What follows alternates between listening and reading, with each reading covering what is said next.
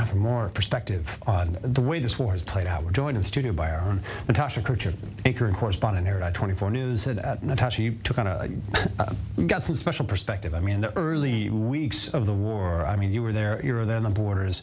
Give us your impressions of that early volunteer effort that was developing day by day on the border with Poland. I think the most busy one of all those refugee borders. Just in those first few weeks, what do you see? Absolutely. So I arrived to the border of Ukraine and Poland just a couple of weeks after Russia had officially invaded Ukraine. And at that point, there were already millions of refugees who were attempting to make their way and fled out of Ukraine into neighboring countries. Poland absorbed the majority at that time. And fled being the word. I mean, in this phase, it was people grabbing whatever they could on their backs and running across the border. That was the situation. We were on the border when I was there in March of 2022, so just a couple of weeks later, and already there were an estimated 2 million people who had come through that specific border control, Medica border crossing between Ukraine and Poland. And these were almost entirely women and children, the elderly. Of course, men were and still are forbidden from leaving the country. They have to stay to fight. So what was really interesting to see was that kind of immediate international outpouring of support on the border. We saw tents that were set up by organizations from around the world.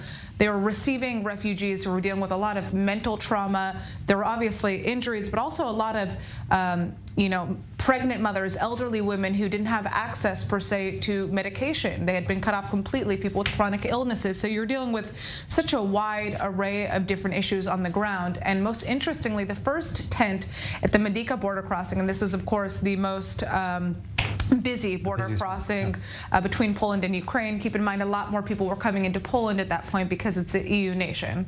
The first tent that refugees would see when they would come out was an Israeli tent. Rescuers Without Borders, they were the first organization to be on the ground. In fact, at a certain point, the Polish Red Cross came over and said, "Hey, we need you to move the tent," when they arrived a couple of weeks afterwards. It's your prime time spot here. Oh, yeah. The Israelis said, absolutely not. We've set this up. We're running everything. But beyond just the organizations that were working on the ground, we were also seeing what you could call lone volunteers. And that presented a very unique and disturbing problem just a couple of days into when I was in Poland. It wasn't also wholesome. You're saying this is, some bad elements. Listen, of course, you don't want to badmouth anybody. The majority of the organizations on the ground were legitimate, but then there were, you could call them bad actors on the ground as well. People coming in saying that they would help give rides to women and children who needed to get to other European Union nations, perhaps Germany, the United Kingdom. Most of these women don't speak English. As you can imagine, they're also refusing to speak in Russian because of the anger towards Russia at that point.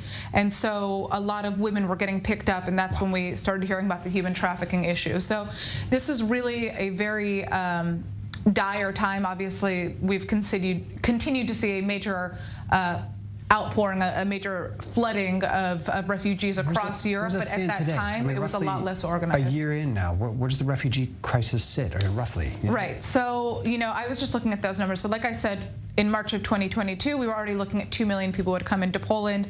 Today, there are almost 8 million, actually just over 8 million refugees that have fled Ukraine since Russia's invasion. That represents about 20% of the Ukrainian population. And there are also another 7 million who are displaced within Ukraine. As you can imagine, people who are living in the east and the south who move towards the west to escape the bombings. And this is Europe's largest refugee wave since World War II.